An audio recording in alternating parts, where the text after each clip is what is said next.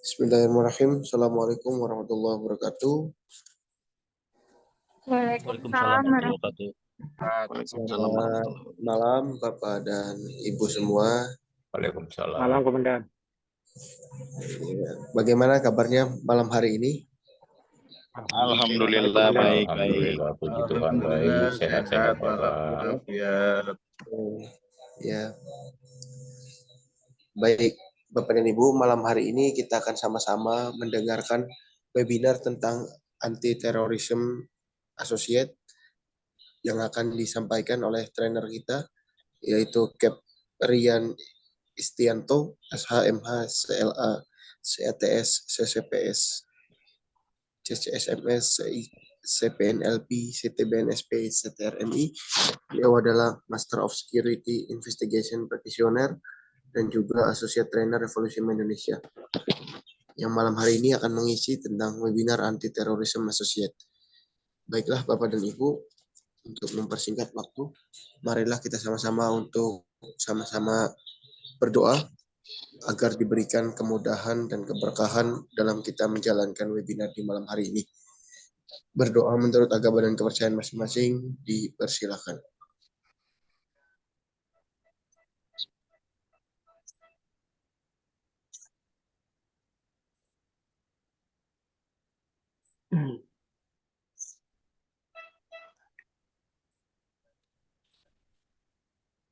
Selesai. Alhamdulillah, mudah-mudahan dengan kita sama-sama berdoa diberikan kemudahan dan kelancaran dalam menjalankan webinar malam hari ini.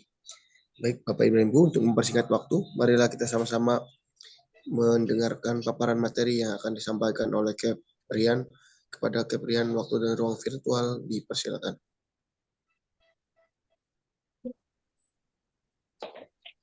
Oke, sebentar. Saya mau ubah latarnya dulu baru selesai pindah dari Zoom yang satu lagi.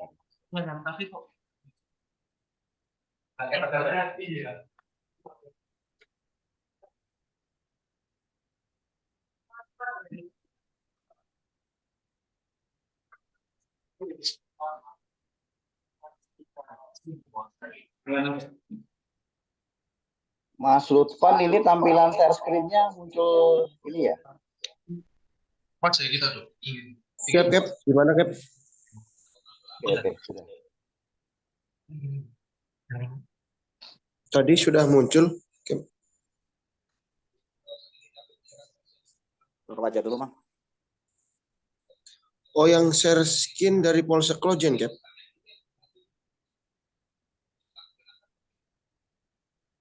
Ngeri dah. Webinarnya kalau polsek guys. Masuk ya.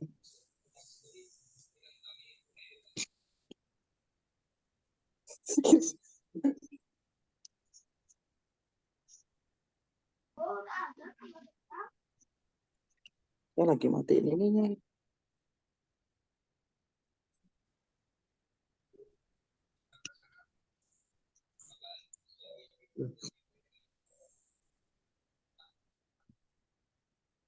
Oke, kita mulai. Assalamualaikum warahmatullahi wabarakatuh. Waalaikumsalam warahmatullahi wabarakatuh. Selamat malam.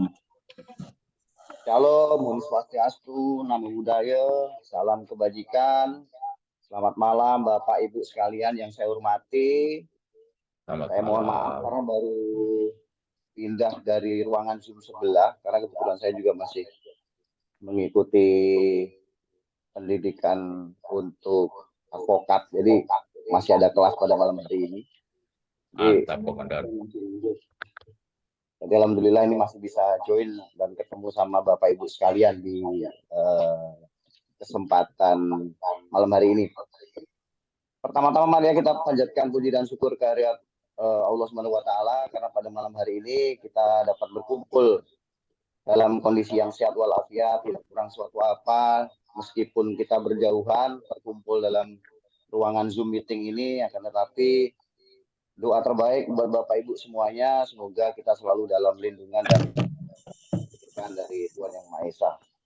Baik, Bapak Ibu sekalian, sesuai dengan topik kita malam hari ini, kita akan diskusi ya Kalau menurut saya ini diskusi Bapak Ibu sekalian terkait dengan tema kita malam hari ini itu anti terorisme, ya. Anti terorisme ini berarti kaitannya pasti sama teroris, ya. Jadi agak apa ya?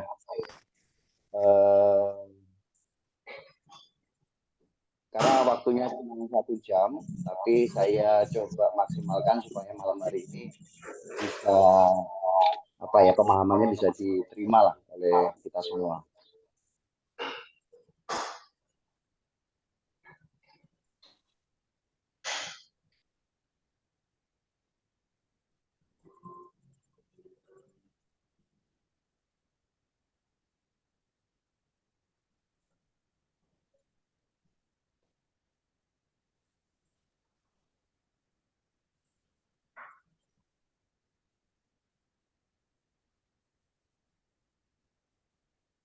Udah terlihat ya? Terlihat ya?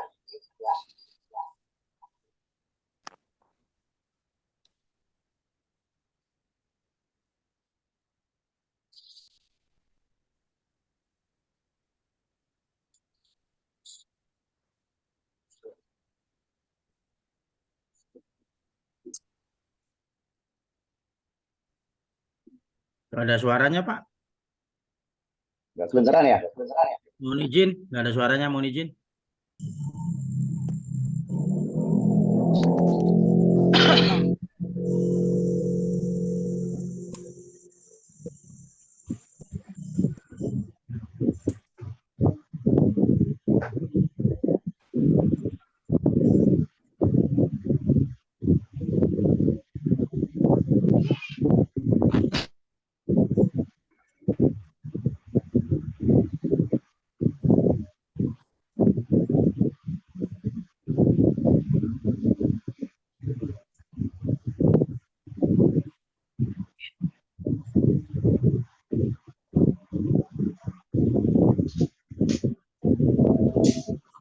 Maaf, ini suaranya dari mana ya? Ganggu. Mas Lutfan mungkin bisa dibantu. Suaranya agak oke. Baik, Bapak Ibu sekalian, saya mohon izin terkait dengan supaya tidak mengganggu kegiatan malam hari ini, berkenan untuk audio di unmute, mohon maaf di mute sehingga tidak mengganggu. Apabila nanti ada sesi tanya jawab, monggo silahkan nanti dibuka kembali untuk bisa berbicara. Baik, tak kenal maka tak sayang, sayang maka tak cinta. Jadi adab orang timur harus memperkenalkan diri dulu, tapi sebelum memperkenalkan diri, izinkan saya untuk berpantun. Saya biasanya sama Pak Kiraman memang berpantun ya Pak ya. Kebetulan saya tinggal di Batam, Kepulauan Riau. Dan mangga tinggi sekali dipanjat untuk mengambil mangga. Selamat malam Bapak yang Ibu yang saya hormati, bertemu dalam acara yang berbahagia. Bunga sekuntum merona di taman, merah warnanya elok dipandangi. Terima kasih atas hadir dan perhatiannya. Semoga belajar untuk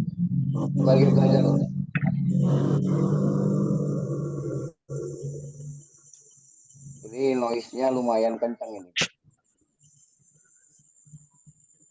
Batang pisang berbuah 8, di samping juga tumbuh weni. Assalamualaikum kami ucapkan, mari kita mulai kelas malam hari ini.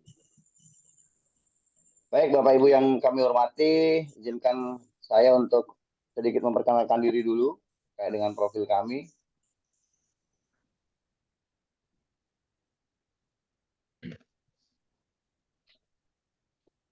Nama saya Rian, saya kelahiran Blora, salah satu kota di Provinsi Jawa Tengah, paling ujung. Kemudian domisili saat ini ada di Batam, Kepulauan Riau. Ini nomor kontak saya apabila Bapak Ibu ingin berkomunikasi dengan kami. Dan ini pendidikan kami. Suaranya nggak ada ya? Ada. Iya Pak, sore Pak. Suaranya agak jauh. Lagi. Ada suara ada. Ada Pak, ada. Agak kurang keras dikit Pak. Padahal sudah paling keras ini kayaknya. Oke. Ini beberapa pengalaman tugas pada saat masih berdinas di Angkatan Darat.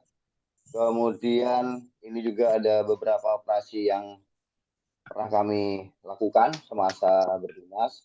Kemudian setelah itu memutuskan untuk berpindah haluan. Pengalaman pertama sebagai security field officer di Jawa Timur, tepatnya di Pasuruan. Kemudian pernah menjadi chief security di Saipem Indonesia Karimunjat, manajer operasional di salah satu badan usaha jasa pengamanan di Kota Batam, Kepulauan Riau. Kemudian diberikan amanah direktur operasional juga di tahun 2016. Selanjutnya sampai dengan saat ini direktur PT Garuda Amanah Nusantara, direktur PT Multi Sertifikasi Indonesia, kemudian tenaga ahli dan instruktur.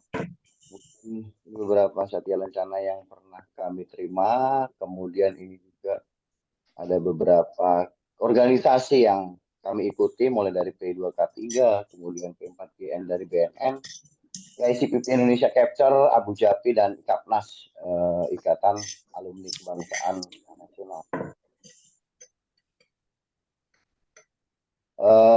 Ini beberapa kualifikasi yang pernah kami ikuti.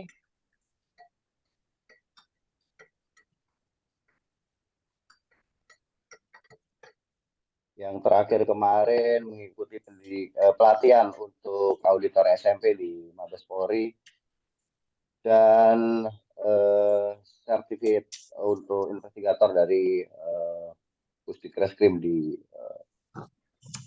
Bogor. Ini foto kami, selalu bersyukur atas nikmat yang Allah berikan. Hidup ini hanya sekali dan terbatas, sekali ikhlas menjalani dan sabar mensyukuri. Baik, Bapak Ibu sekalian. Demikian perkenalan singkat dari kami. Lanjut kita ke materi.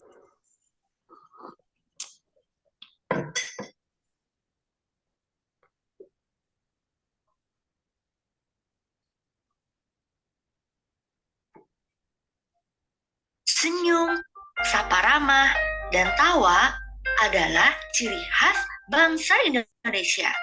Keanekaragaman ini yang selalu berjalan beriringan bersama. Tapi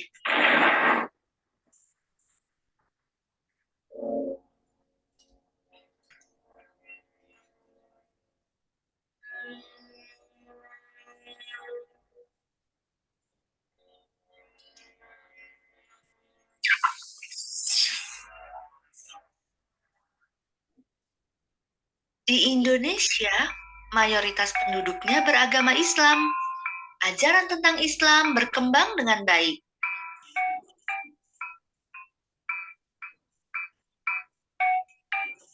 Bahkan, negara pun menjamin umat agama lain dapat beribadah dengan tenang.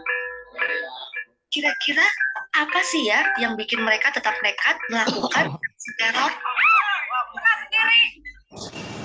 Ternyata salah satu faktanya bisa bikin kita kaget. Bahwa ternyata dari sosial medialah semuanya bermula. Ya, sosial media. Perkembangan teknologi saat ini sudah semakin pesat. Maraknya penggunaan sosial media oleh seluruh lapisan masyarakat memudahkan siapapun mendapatkan segala informasi dari seluruh dunia. Melalui sosial media juga, rekrutan anggota teroris gencar menebar jala. Gaya ini termasuk pola baru dalam perekrutan. Pola baru ini diawali dengan cara pamer aktualisasi diri mereka dalam membela agama, atau motif kerenisasi dengan eksis di sosial media. Karena segala kemudahan sosial media pula, seseorang dapat melakukan hubungan langsung dengan para teroris sebelum terlibat dalam aksi. Hal ini memudahkan seseorang yang tadinya hanya sebagai pendukung pasif menjadi pendukung aktif. Pola perekrutan baru aksi teroris ini telah menjaring Yazid, seorang siswa SMA di Kayseri, di mana umurnya baru menginjak 17 tahun, nekat bergabung bersama ISIS. Kemudian juga ada sosok Wildan Mukolat yang juga baru berusia 17 tahun menjadi pelaku bom bunuh diri di Irak.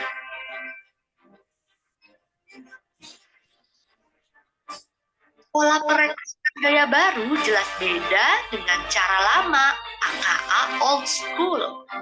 Nama saya Mahmudi Haryono alias Joseph Adilima alias Yusuf. Saya mengalami proses masuk kepada jaringan ini menggunakan pemahaman dan cara-cara dan gaya-gaya yang lama, bermula dari perkenalan di kelompok yang kecil, kemudian kami dilakukan pendidikan dalam ruang dan waktu yang dibatasi, kemudian diterima sebagai anggota inti daripada jamaah jihad. Kemudian kelompok yang ada pada kami itu senantiasa ada pengomanduan lokal. Adanya pemimpin halakoh ditunjuk untuk mengontrol kegiatan halakoh kecil ini, kemudian bergabung dengan halakoh yang besar. Gaya-gaya perekrutan yang dilakukan kepada saya itu pun dalam kurun waktu 1 tahun, secara bertahap, secara masif, melakukannya itu selalu ada ruang dan batas waktu. Sementara untuk perekrutan gaya baru hari ini tidak mengenal batas wilayah, bisa berasal dari berbagai daerah melalui media sosial ataupun alat-alat komunikasi yang memudahkan mereka melakukan siaran langsung dari suatu pengajian makalah jihad.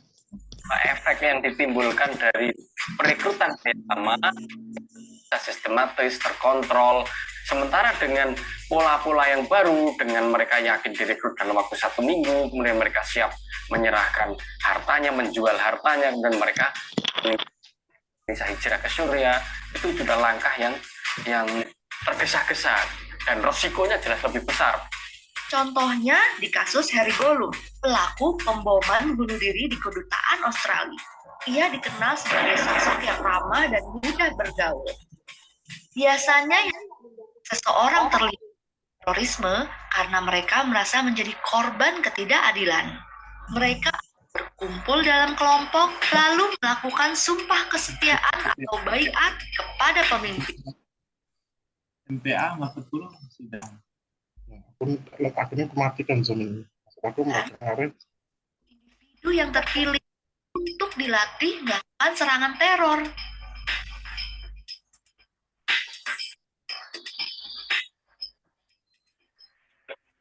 Era digital sangat terbukanya informasi global menyebabkan kontrol atas individu sangat sulit dilakukan. Semua informasi dan berita-berita radikal menjadi sangat mudah dipelajari. Bahkan siapapun bisa menjadi radikal dari kamar mereka sendiri. Jadi, siapa sebenarnya yang bisa menyelamatkan? Saya sebagai teman, kamu sebagai kakak, adik, kerabat, Anda sebagai ayah, atau beliau sebagai ibu. Perhatian, pula zaman sebagai satu kekuatan yang bisa menyelamatkan. Sudah saatnya kita sibukkan diri dengan kegiatan yang lebih berarti. Bersatu hilangkan benci dan dengki, menggantinya menjadi sebuah prestasi. Ini sudah berubah aksi kita menjadi aksi damai penuh cinta, karena kita berbineka tunggal ika.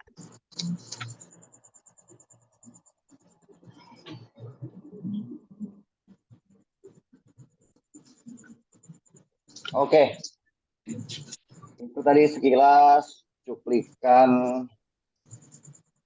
untuk mengawali materi kita malam hari ini. Nah, kaitannya dengan teror, kita bicara secara etimologi dulu. Jadi, mohon izin, apa semuanya atau saya sendiri?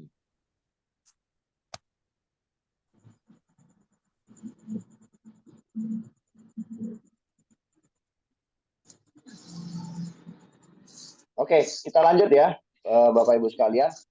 Teror adalah suatu kondisi yang memberikan ketakutan.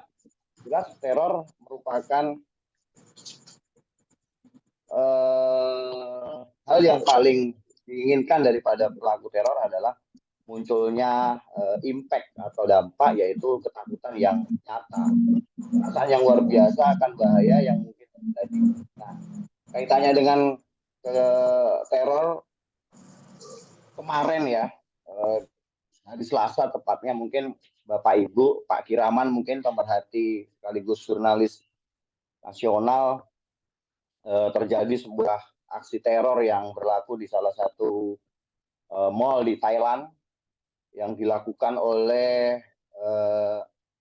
pelaku yang usianya masih di bawah umur 14 tahun kurang lebih, dan mengakibatkan 3 orang meninggal dan beberapa orang luka-luka.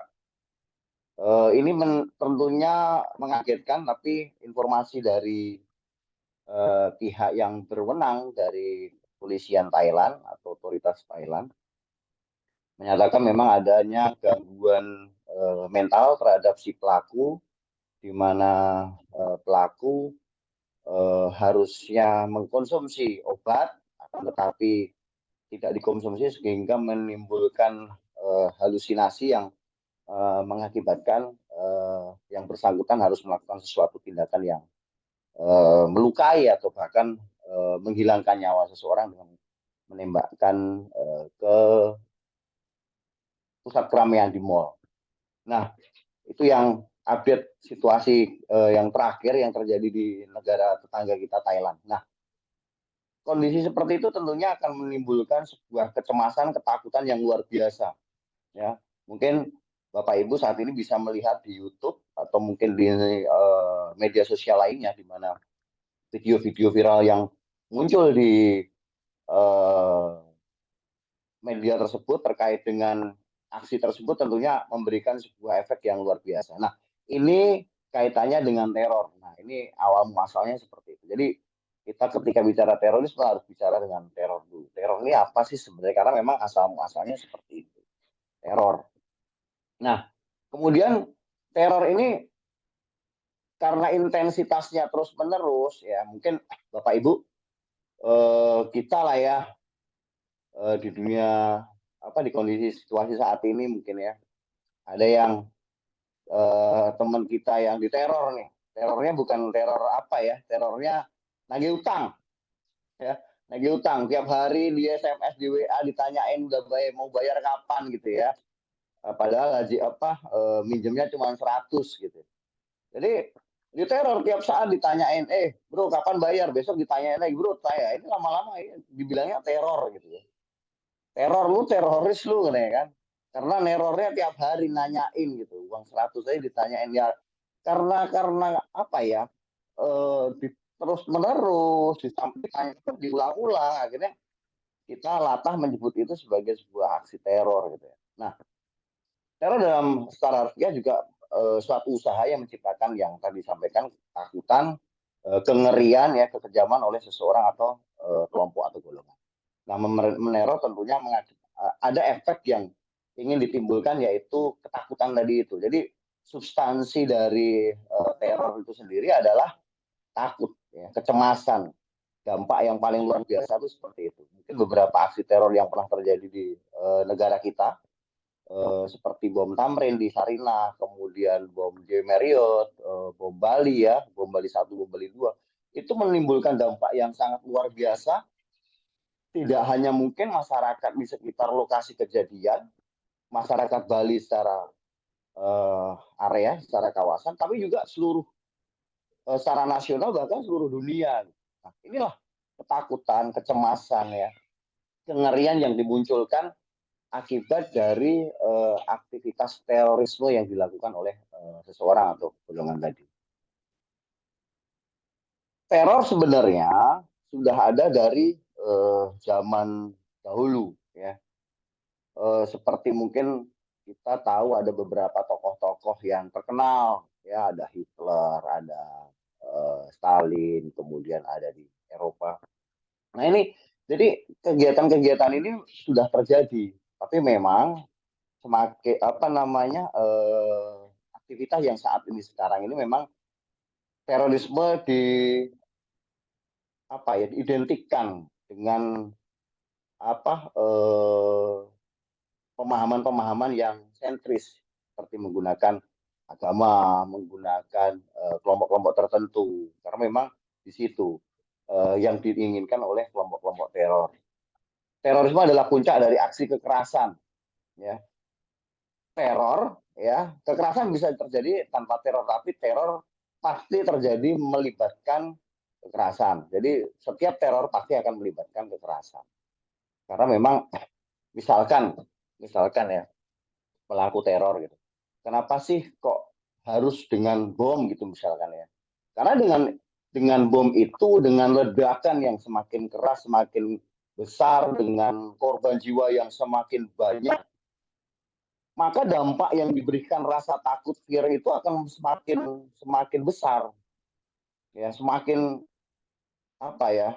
Powernya itu untuk memberikan rasa takut itu akan semakin tinggi. Tapi beda halnya seperti yang tadi saya sampaikan terkait dengan serangan aksi di Thailand mungkin ya. Walaupun itu mungkin masih kategorinya mungkin bukan terorisme, teman terjadi di pusat keramaian sehingga mengakibatkan kecemasan atau ketakutan oleh sebagian besar dari pengunjung mal. Dan itu tentunya menjadi perhatian dunia. Nah, semakin besar, semakin kuat juga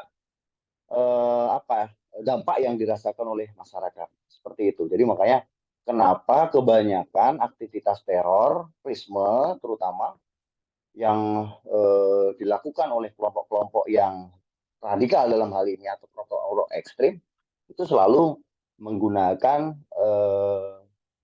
bom sebagai medianya. Ya mungkin kita bisa kilas balik lah. Ada beberapa kegiatan terorisme yang mungkin berlaku di negara Kesatuan Republik Indonesia yang kita cintai ini. Dihitung mulai mungkin kejadian pertama itu pembajakan pesawat Garuda di kejadian Woyla yang mungkin Bapak Ibu pernah dengar, pernah membaca beritanya. Kemudian itu tahun 1981 ya, 1981 ya, itulah kenapa salah satu kenapa kegiatan aktivitas teror yang terjadi di negara Kesatuan Republik Indonesia. Nah, disusul tahun 85 kalau tidak salah di Candi Borobudur pernah terjadi bom. Kemudian tahun 2000, nah ini mulai kan jedanya cukup jauh dari 81, 85, kemudian tahun 2000. Disitulah mulai aktivitas teror itu mulai bermunculan di Indonesia. Seperti pengeboman kedutaan besar Filipina, kemudian kedutaan besar Malaysia juga pernah mendapatkan serangan aksi teror. Kemudian Bursa Efek Jakarta, mungkin Pak Kiraman pernah ingatlah. Kemudian juga ada bom Natal kalau nggak salah, ya itu tahun 2000. Mohon izin kemudian di kedutaan besar Australia juga pernah kemudian. Ya, ini tahun 2000. Ya, ini tahun 2000. Tahun 2001 juga ada serangan Plaza Atrium, kemudian KFC di Makassar, kalau nggak salah, termasuk juga di McD juga di Makassar juga pernah itu, tapi 1 tahun berikutnya. Kemudian juga ada beberapa mungkin yang besar-besar ya, seperti bom Bali 1 di 2002 yang menjadi sebuah pemicu awal munculnya peraturan presiden yang menjadi payung hukum ya terhadap Kepolisian Republik Indonesia untuk membentuk satuan yang nantinya akan bernama Densus 88. Nah ini, jadi cikal bakalnya itu karena memang bom Bali 1 itu di tahun 2001 itu memberikan dampak yang sangat luar biasa tidak hanya kepada Indonesia tapi kepada dunia internasional, sehingga memang dipandang perlu untuk dilakukan langkah-langkah secara nyata. Negara harus hadir, terutama kaitannya dengan aksinya, kaitannya dengan tindak lanjutnya, sehingga muncullah Densus 88 yang kaitannya dengan nanti, sebelumnya itu namanya Satgas Bom Polri dulu, masih di bawah Direktorat 4 kalau tidak salah. Nah tapi secara khusus karena tingkat aktivitas teror pada masa itu di tahun 2001, 2002 sampai dengan 2006 itu cukup tinggi. Ya, cukup tinggi. Kemudian 2005 sampai 2009 sempat bukan vakum ya, tapi tidak ada aktivitas terorisme di Indonesia, tidak ada aktivitas yang sifatnya aksi teror gitu ya yang dilakukan. Sampai kemudian nanti 2009 itu J. Marriott, bom Kuningan, ya Ritz Carlton yang luar biasa. Itu baru mulai muncul lagi 2009, 2010 ya kan. 2011, 2012 sampai 2022 kemarin mungkin Bapak Ibu sekalian mendengar kejadian di Polsek Astana Anyar ya. Salah satu rekan kita Aibda Suyatto kalau nggak salah meninggal dunia gugur dalam ledakan bom yang dilakukan oleh Abu Muslim alias Agus ya pelakunya. Jadi ini yang terjadi di Indonesia. Ini terorisme ya, teror. Nah, menurut Profesor Abdul Hadi dikutip dari Republika menyebutkan bahwa teror berasal dari bahasa Perancis lama, ini secara etimologi. Jadi pada abad ke-14 itu disebut lihat teror, artinya sesuatu yang mengintimidasi, objek rasa takut ya. Karena memang zaman dahulu di Perancis ini berlaku gitu ya. Mungkin teman-teman pernah tahu adanya pisau gelatin itu ya yang apa namanya? Yang kepalanya nanti dimasukin ya. Dari itu. Teror secara bahasa Latin berasal dari terorem.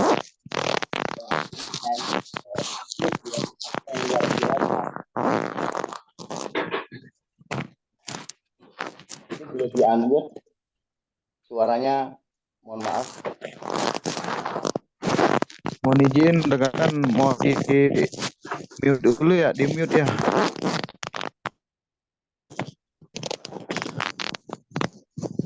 Ada yang belum di mute, mohon. Baik, ya, sudah. Kemudian saya lanjutkan. Nah, kata teror juga berasal dari thresh yang berkaitan dengan dari kata bahasa Inggris yang to tremble atau terrible yang memberikan arti kengerian ya, ketakutan yang luar biasa. Nah, kemudian nah ini yang tadi saya sampaikan di tahun 1700-an kaum Jakobin itu pisau gelatin, teman-teman bisa saksikan, bisa lihat di slide di mana dulu memang ini dilakukan pada masa revolusi Prancis yang pertama di zaman itu hampir ribuan orang dihukum mati karena memang tidak sepaham dengan pemerintah. Nah, ini yang terjadi yang akhirnya menimbulkan ketakutan oleh masyarakat Prancis pada waktu itu. Nah, ini juga beberapa tokoh yang saya sebutkan tadi di depan, di mana ada Hitler, kemudian ada Stalin di Rusia, kemudian ada Mussolini di Italia, dan terakhir Jenderal Franco di Spanyol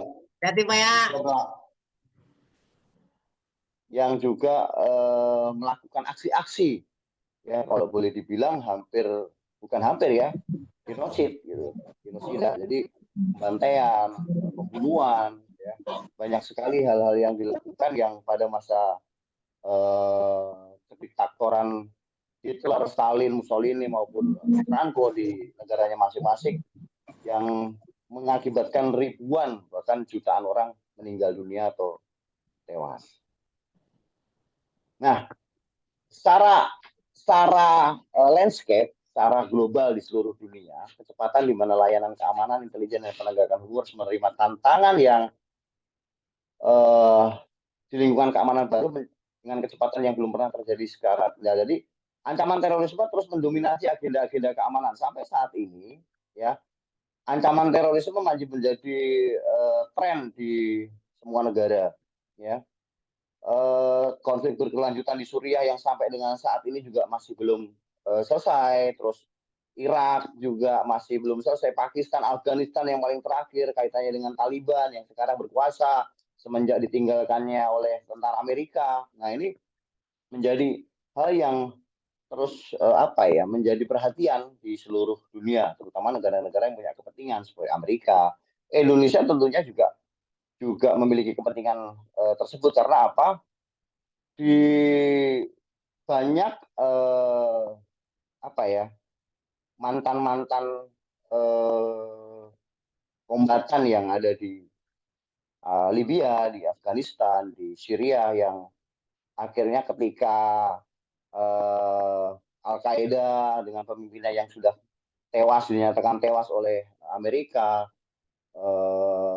Osama bin Laden, kemudian ISIS juga, Abu Bakar al-Baghdadi, sudah semakin terpojok, apalagi setelah Al-Qaeda pemimpinnya nggak ada, semakin carut marut. Nah itu juga mengakibatkan mereka kembali pulang ke negaranya masing-masing, mencari tempat aman, mencari tempat yang bisa untuk ya seperti halnya misalkan seperti ini rekan-rekan, ikan ketika kita apa ya, ember yang satu ini mungkin sudah nggak bisa kita tinggali, maka akan mencari tempat ember atau tempat yang bisa kita renangi, yang bisa kita jadikan media untuk berenang. Nah, ini tentunya mencari, maka bahkan banyak seperti halnya beberapa tokoh-tokoh apa ya, teroris di Indonesia yang apa ya, menggunakan daerah-daerah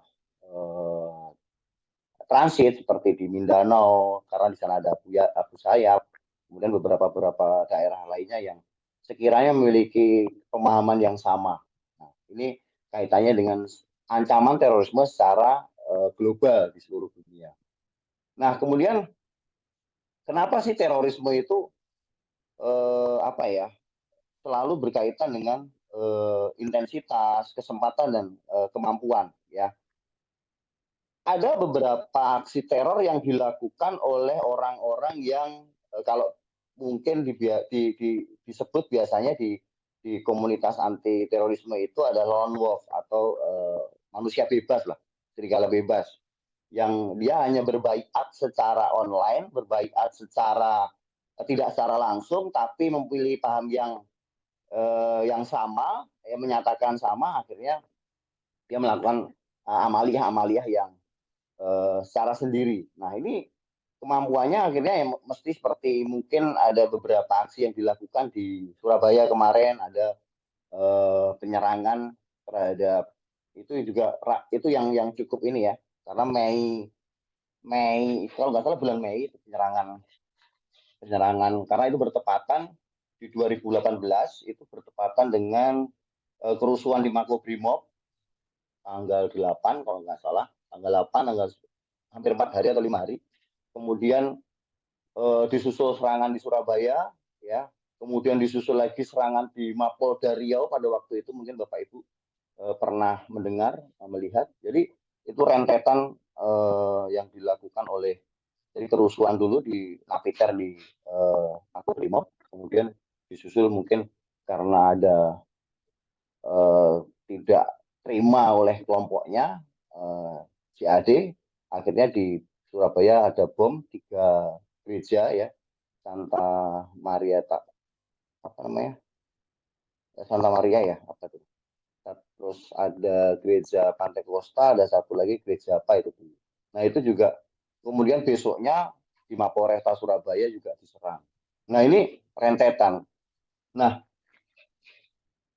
Abu Bakar al-Baghdadi memang kaitannya dengan doktrin-doktrin ini selalu bicaranya mengaitkan dengan keagamaan. Jadi, nah kaitannya kenapa hal ini bisa terjadi? Yaitu tadi, ketika pemahaman, misalkan kita bicara tentang satu ayat saja, ketika kita berikan pemahaman, jadi ketika kita berikan pemahaman, misalkan saya membaca ketika ayat pertama dari Al-Quran itu bicaranya Iqra, maka pemahaman saya adalah disuruh baca.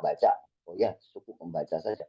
Tapi ketika nanti disampaikan oleh orang lain, ya, dijelaskan, dipahamkan oleh orang lain dengan pemahaman-pemahaman yang tidak tepat, ya, sesuai dengan kepentingannya itu, maka itu bisa dibelokkan, bisa diarahkan. Makanya kenapa ada beberapa aksi teror yang mengkaitkan dengan amaliyah, sehingga selalu melakukan serangan-serangan kepada, kalau bahasa anti terorismenya, togut, orang yang yang tidak sepaham gitu ya. Nah, hal-hal ini yang sebenarnya hal-hal yang memang sengaja dibelokkan ya, sengaja dimunculkan oleh kelompok-kelompok apa ya, intoleran yang akhirnya menjadi radikal ya, yang keras ya, yang kemudian menjadi mewujudkan aksinya dalam serangan-serangan teror ya, serangan-serangan teror. Nah ini tadi.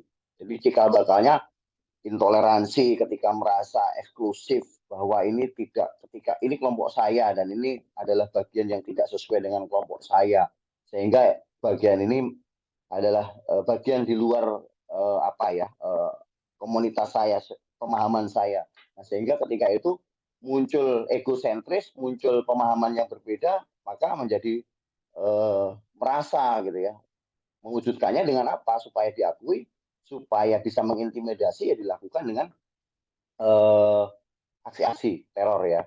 Tentunya aksi-aksi teror itu tentunya radikal ya, berdasarkan kekerasan, supaya memang apa yang diinginkan, apa yang dituju tercapai. Nah, ini beberapa gambaran organisasi-organisasi terorisme di dunia. Di tahun 99 ada Jemaah Tauhid wal Jihad ya, di Yordania tahun 99 didirikan oleh Abu Musaf. Kemudian ada 2004 ada Tanzim Qaidat al Jihad fi Bilad al Rafian di Irak. Terus ini nanti yang jadi cikal bakalnya ISIS nih ya. 2006 Islamic State ya, kemudian muncul ini ISIL ya 2013 ya.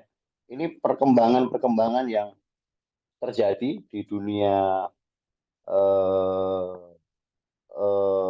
terutama di Timur Tengah ya.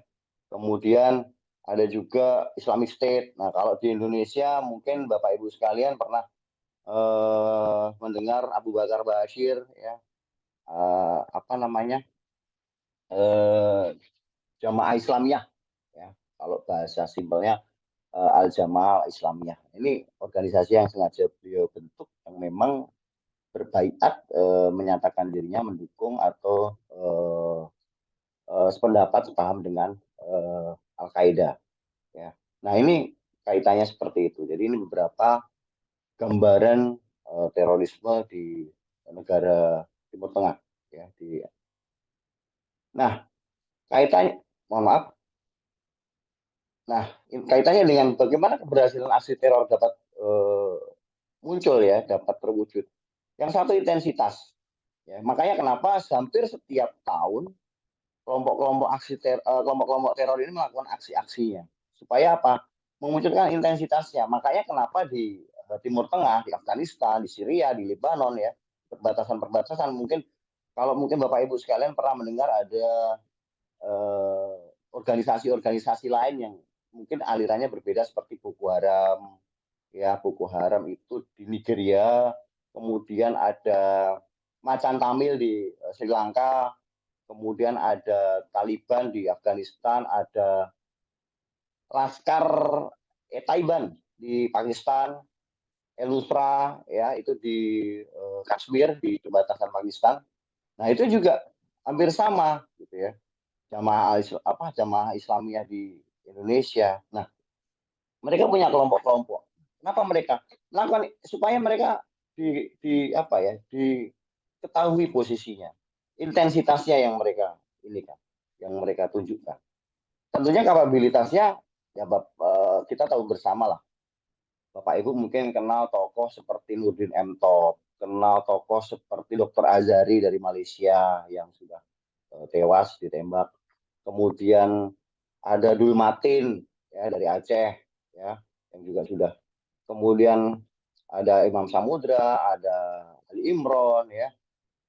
Kemudian ada Muklas, Ali Gufron ya, kemudian ada Umar Patek ya. Bapak Ibu sekalian mungkin bisa flashback lah kejadian-kejadian yang pernah terjadi di sekeliling kita di negara kita lah. Nah, ini munculnya seperti itu, mulai mereka ini kan berkaitan terus nih Bapak Ibu sekalian.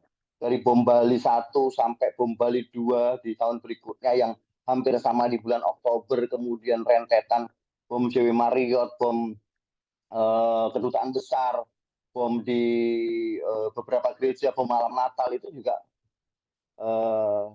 setelah dilakukan pendalaman memang masih dalam satu jaringan yang sama, yaitu Jemaah Islamiyah. atau Jamaah Al-Islamiyah. Nah, ini Bapak Ibu sekalian. Jadi pemahamannya bahwa bagaimana bisa muncul adalah bagaimana kemampuan mereka. Nah, kita tahu sendiri bahwa banyak pentolan-pentolan seperti Umar Patek, kemudian Abu Bakar Ba'asyir sendiri juga pastinya jebolan dari luar, kemudian Ali Imron, itu juga Imam Samudra juga semuanya pernah mengikuti pendidikan di Akademi Militer Afghanistan ya. Nah ini menjadi perhatian bersama, kok bisa ya mereka sampai punya pemahaman yang seperti itu gitu ya. Nah tentunya yang tadi saya sampaikan, faktor yang pertama yang mendasari adalah pemahaman. Ya, ada yang memang sudah secara eksklusif mendapatkan pendidikan itu dari kecil ya, dari sebuah buku yang ditulis oleh penulis berkaitan dengan latar belakang Ali Imron, bahwa memang dari kecil itu dia sukanya apa ya, memang ya mohon maaf dalam bahasa yang biasa disebut itu fanatik ya, fanatik yang berlebihan, sehingga dia bisa berangkat melalui Singapura, kemudian Singapura, Malaysia baru berangkat ke Afghanistan, sehingga dia mengikuti pendidikan untuk berlatih tentang bagaimana merakit bom dan sebagainya di Afghanistan. Nah, hal itu terjadi dan banyak memang jebolan-jebolan sana yang kembali ke Indonesia dan melakukan kegiatan-kegiatan yang tadi itu, karena memang di sana tempatnya sudah sudah tidak seperti yang dulu ya. Akhirnya mereka kembali, dan pada saat kembali ini melakukan aksi-aksi. Nah, kalau sudah tertangkap baru nanti dilakukan deradikalisasi, sehingga harapannya bisa kembali untuk menjadi warga negara yang baik. Seperti itu Bapak Ibu sekalian. Nah, terorisme itu ripple effect. Apa yang maksud ripple effect ya? Satu hal yang mungkin Bapak Ibu pernah memperhatikan ketika air itu mendapat tetesan di tengah, ya kan membentuk sebuah gelombang-gelombang yang sampai mungkin Bapak misal melempar batu lah ke tengah danau gitu ya. Nanti dari tengah itu akan muncul riak, ya, yang riak itu akan sampai ke tepi. Nah, seperti itulah dampak dari sebuah aksi teror yang memberikan dampak yang sangat luar biasa, implikasi yang sangat besar, yang sangat hebat pada semua yang ada di sekitarnya. Nah, seperti itu. Itu yang dimaksud dengan ripple effect. Nah, sama dengan yang tadi disampaikan, bagaimana mulai dari nyetingan, perencanaan, kemudian emotional control, paying attention ya, mencari perhatian, staying organized, kemudian flexibility, adaptive to change ya, bagaimana memulai, kemudian strateginya apa. Nah ini semuanya masuk ke dalam efek itu, trigger untuk sampai ke terjadi ya. Ini adalah bagian besar yang di prepare, tentunya seperti halnya bom Bali 1 gitu. Mulai dari tahap persiapan, perencanaan, persiapan sampai eksekusi, semuanya tentunya sudah direncanakan bagaimana Imam Samudra mengambil bahan-bahan itu dikumpulkan di rumah, kemudian dibuatnya di mana, itu semua sudah diatur sedemikian rupa ya, karena dia tidak mengumpulkan bahannya seketika karena mengambil dari beberapa tempat ya. Nah itu tentunya sudah di mapping, sudah direncanakan dengan baik, dipersiapkan dengan baik sampai. Nah, pada waktu aksi terjadi ya, maka akan menimbulkan dampak yang luar biasa sampai muncul peraturan presiden, kemudian perpu pengganti penetapan terkait Perpres nomor 2 ya. Seperti itu. Jadi terus memberikan dampak yang sangat luar biasa ya. Nah, ini beberapa tren yang berlaku terkait dengan terorisme. Yang pertama adalah rekrutmen dan radikalisasi melalui media sosial. Nah, ini yang juga perlu diantisipasi, perlu berhati-hati ya, karena saat sekarang jejaring media sosial sangat luar biasa. Kita bisa mengakses apa saja ya. Bapak Ibu mungkin memperhatikan kasus perundungan di dunia pendidikan kita beberapa waktu ini sangat-sangat memprihatinkan. Nah, ini juga memberi dampak yang bisa ditimbulkan akibat media sosial. karena memang anak-anak zaman sekarang, mohon maaf Bapak Ibu sekalian, sangat-sangat apa ya, beda dengan mungkin zamannya Pak Kiraman masih SD, masih SMP. Sekarang anak sekarang, mohon maaf Bapak Ibu sekalian, SD saja mungkin pegangnya sudah HP. Memang sudah masanya, sudah zamannya, tapi memang harus memerlukan perhatian orang tua, memerlukan pemahaman dari kita orang-orang tua supaya anak-anak kita tidak menjadi salah langkah. Yaitu tadi seperti yang di video disampaikan, bagaimana seorang Fauzan bisa karena media sosial bisa berangkat ke Afghanistan gitu ya, gara-gara hanya kepencut, hanya gara-gara terus melihat intensitas terus menerus, akhirnya dia merasa bahwa ini pemahaman yang sama dan akhirnya memutuskan berangkat. Mungkin Bapak Ibu pernah melihat juga ada beberapa video-video yang muncul yang propaganda daripada ISIS yang dimunculkan, yang mengambil shoot anak-anak kecil. Nah itu juga kadang-kadang miris. Nah itu yang perlu kita perhatikan, kita antisipasi dari awal ya, karena memang rekrutmennya sekarang itu tidak perlu face to face melalui media sosial ya, bahkan mungkin seperti halnya kita ketahui bersama di beberapa berita pemberitaan juga, judi online juga melalui media sosial. Kemudian banyak juga artis sekarang yang terjerat kasus judi online juga karena memberikan endorsement. Nah ini yang juga, nah ini karena media sosial. Tidak bisa kita pungkiri, media sosial sangat-sangat tidak bisa kita lawan karena memang saat sekarang ini sudah era teknologi. Akan tetapi peran orang tua, Bapak Ibu sekalian, saudara, lingkungan keluarga, lingkungan sekitar juga perlu mendukung supaya anak-anak kita terselamatkan dari ancaman radikalisasi. Kemudian jaringan operatif yang lepas yang tadi saya sampaikan, karena negara konflik itu juga tentunya nggak nyaman. Mungkin Bapak Ibu pernah melihat banyak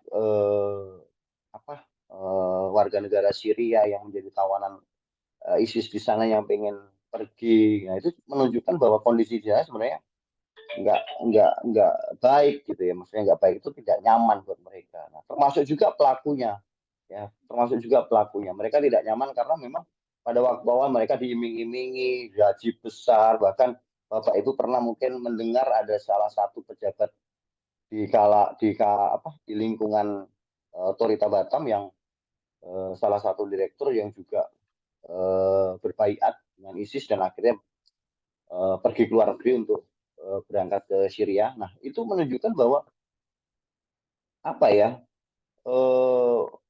media sosial, kemudian pemahaman itu tadi terus gencar, akhirnya orang terpengaruh dan mau ikut gitu.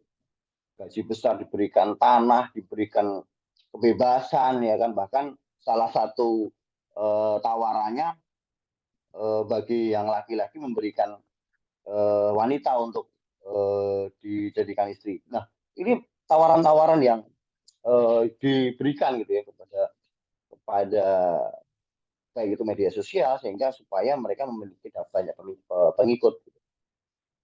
Kemudian pejuang asing yang kembali dan residivis. Nah ini tadi ya, pejuang asing seperti Ali Imran, Imam Samudra, Ali Gufron, kemudian Umar Pate itu merupakan mantan-mantan kombatan yang ada di Afghanistan, mantan-mantan kombatan di Syria ya. Nah ini ketika mereka pulang ya, bahkan pengantin yang meledakkan di Filipina itu Rian Reza sama siapa kalau nggak salah, suami istri.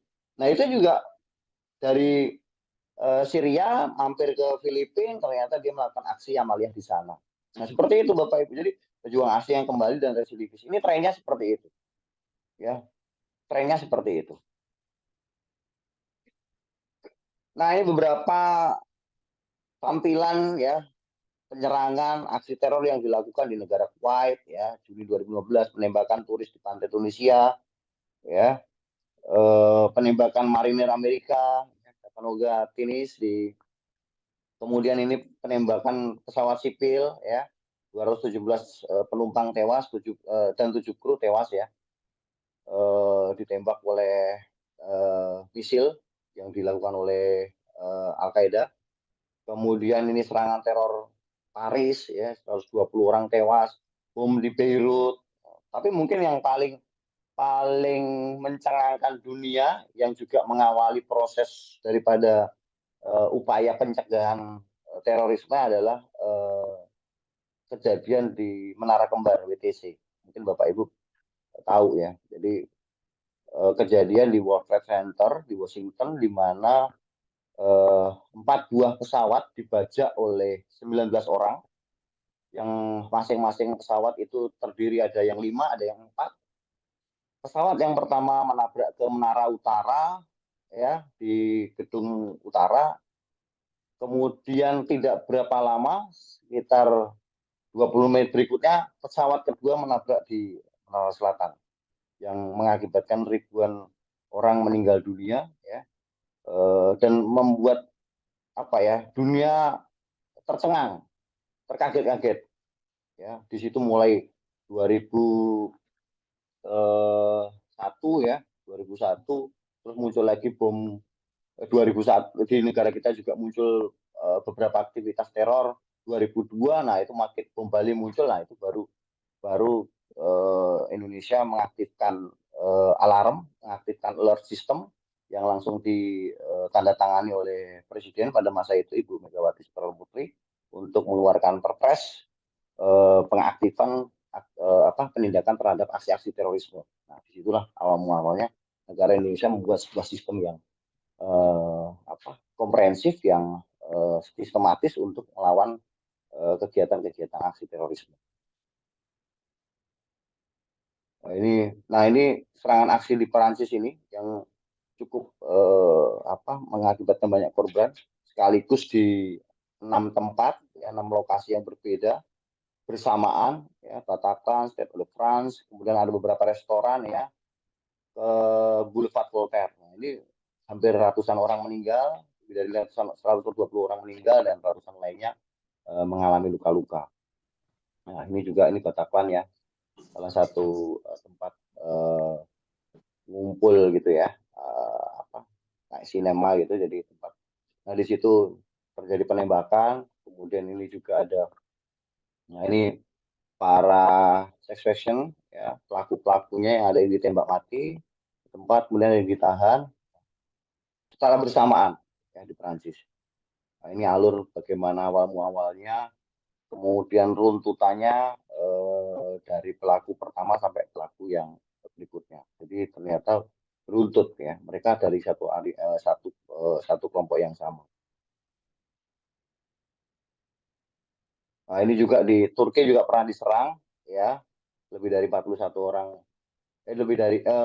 orang meninggal dan lebih dari 239 orang terluka dalam serangan tersebut. Nah, ini nice ya. Ini Bastille Day, salah satu perayaan di Prancis. Ini tidak menggunakan bom tapi menggunakan truk ya, menggunakan kendaraan. Pada saat keramaian itu benar-benar peak ya, benar-benar memuncak, seorang pelaku aksi teror mengendarai truk kendaraan yang ini warna putih ini, menabrakkan ke kerumunan orang-orang tersebut ya, mengakibatkan 84 orang tewas dan 308 orang luka berat. Karena memang orang lagi rame ya, logikanya kita lagi pasar malam tiba-tiba ada truk datang terus kita ditabrakin gitu ya, pasti banyak orang yang meninggal. Nah itu terjadi di Prancis. Kemudian ini di salah satu klub malam gay di Florida 2016, Omar Maten melakukan penembakan ya. Nah ini juga penyerangan Mapolresta Solo tahun 2018, salah satu rentetan daripada aksi teror yang berlaku di Indonesia ya. Nah ini di Selangor Malaysia juga, ini penyerangan di Arab Saudi ya, di Arab Saudi ternyata tidak luput dari serangan aksi teror ya. Nah memang terjadi pergeseran. Jadi catatan daripada terdapat lebih dari 552 aksi teror yang terjadi di Indonesia selama kurun waktu dari tahun 2000 sampai 2021. Nah, Titik kulminasinya itu yang paling banyak adalah di era zaman kepemimpinan Bapak Presiden Susilo Bambang Yudhoyono. Nah, terjadi peralihan karakter pola ya, memang karena di situ muncul ada JAD, kemudian JI dari Abu Bakar Ba'asyir yang kemudian ditangkap, ya diadili sampai 3 kali ya, keluar masuk sampai yang terakhir kemarin baru bebas. 2021 kemarin beliau baru bebas setelah dijatuhi hukuman 15 tahun kalau nggak salah, dari tahun berapa dia. Nah, itu beralih ketika dari JI, kemudian JAD, terus Mujahidin Indonesia Timur ya, Ali Kalora, Santoso, nah, ini Mujahidin Indonesia Timur nih, MIT, yang banyak terjadi penyerangan-penyerangan di gereja di Ambon, di Poso, di Makassar, ya, itu Santoso, Ali Kalora.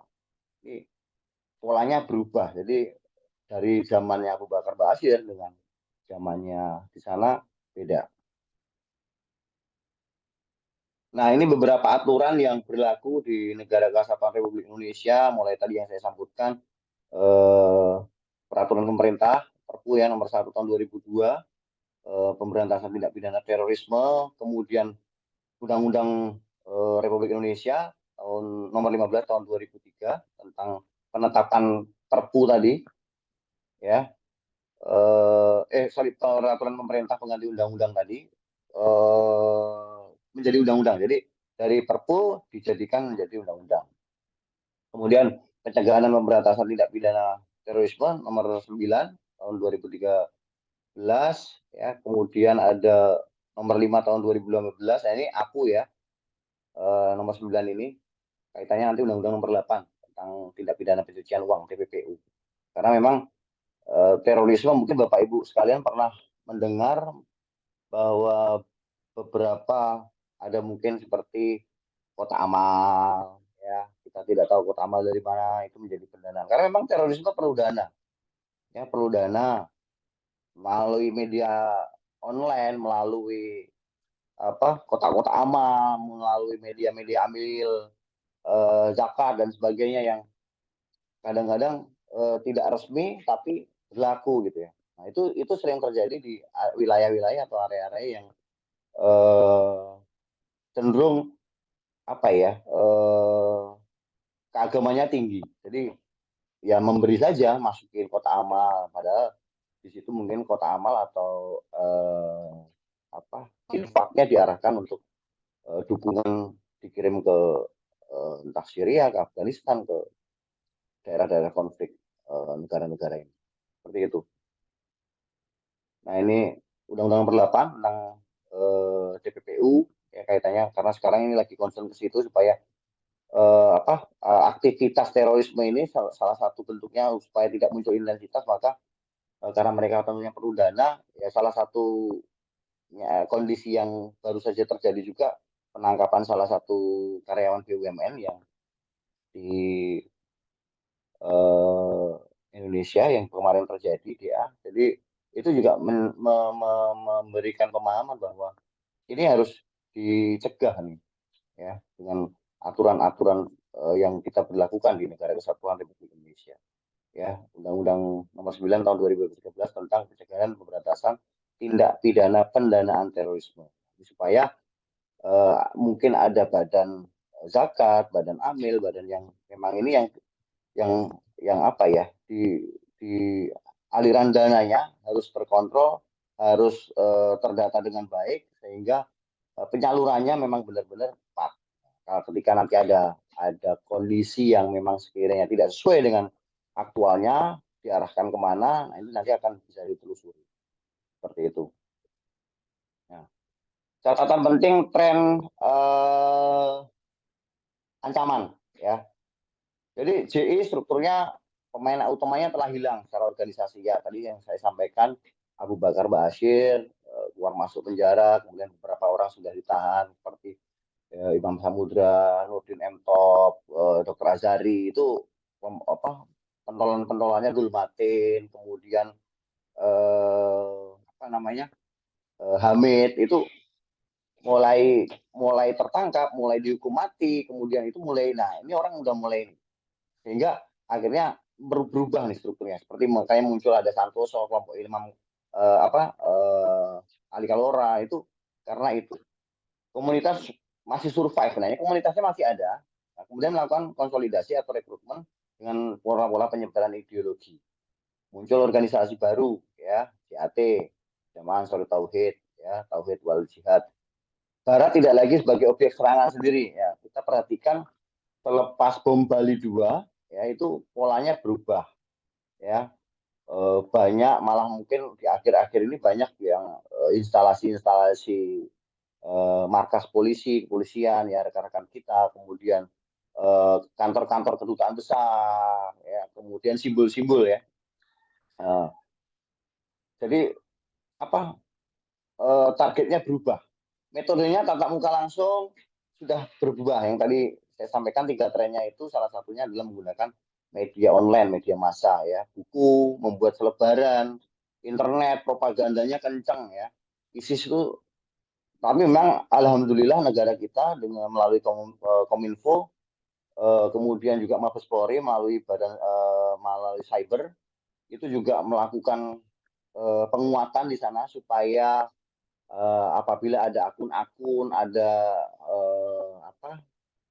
jaringan-jaringan internet, ya, terutama yang memang kaitannya dengan terorisme, kaitannya dengan hal-hal yang memang tidak ini langsung dilakukan telusur, kemudian apabila memang tidak dapat dipertanggungjawabkan langsung di ban, langsung di close, jadi tidak bisa dibuka. Nah, ini tentunya upaya negara, upaya pemerintah dalam hal ini Kepolisian Negara Republik Indonesia untuk memastikan supaya paham-paham yang radikal tadi tidak diterima, tidak, walaupun memang banyak sekali, ya, serangan malware, serangan itu, tapi tentunya kita percaya, kita yakin pemerintah melalui Kepolisian Negara Republik Indonesia juga pasti akan bekerja sangat keras untuk memastikan negara tetap kondusif, negara tetap stabil dan tidak ada, mungkin kalau memang ada aktivitas itu memang yang tadi saya sampaikan, adanya lone wolf, ya, bayat secara online, kemudian menyatakan melakukan amalia secara sendiri, gitu, ya, walaupun menyatakan berbaiat, menyatakan mendukung ISIS, tapi selanjutnya dia melakukan, karena pemahaman itu tadi yang jangkal, akhirnya melakukan amalia sendiri. Ketika tidak sempurna, maka bom yang dihasilkan atau mungkin aksi teror yang dihasilkan juga tidak memiliki dampak yang luar biasa. Mulai muncul fenomena generasi ketiga, ya, pelaku yang tidak berlatih yang tadi saya sampaikan di Afghanistan, di Mindanao, di Filipina, ya, tidak dilatih langsung oleh alumni camp militer tadi itu, ya, akhirnya lone wolf, gitu, ya. Mereka melakukan upayanya sendiri, self radicalization, ya. Nah, strategi kepolisian dalam penanggulangan teror tentunya semenjak tahun 1998, ya, penanganannya kasus itu memang secara struktur dilakukan di reserse dan intel. Kemudian pasca 2002 yang tadi saya sampaikan melalui peraturan pemerintah pengganti undang-undang, pasca bom Bali membentuk Satgas Khusus Bom, ya, Satgas Khusus Bom Polri. Kemudian 2003 terbentuklah Densus 88 anti teror, ya. Tentunya Densus 88 anti teror dan seluruh jajaran kepolisian selalu berupaya keras. Makanya ketika ada aktivitas teror, kemudian ada penangkapan, ada, kan tentunya melalui tracking yang dilakukan oleh cyber, dilakukan oleh BNPT, dilakukan oleh pemerintah supaya memastikan ketika ada hal-hal yang sekiranya tidak wajar di jaring sosial, ya, maka langsung dilakukan eksekusi, ya. Karena seperti yang pegawai BUMN juga seperti itu, di tracing dari media, kemudian akhirnya dilakukan penindakan, setelah ditelusuri dilakukan pemantapan untuk menjadi informasi yang A1, baru dilakukan penangkapan. Memang ditemukan beberapa pucuk senjata yang ada di rumah yang disimpan. Jadi seperti itu. Kemudian pembangunan kekuatan bidang deteksi, ya, terutama deteksi, ya. Nah, kaitannya dengan deteksi ini tentu tidak bisa dilakukan oleh kepolisian semata.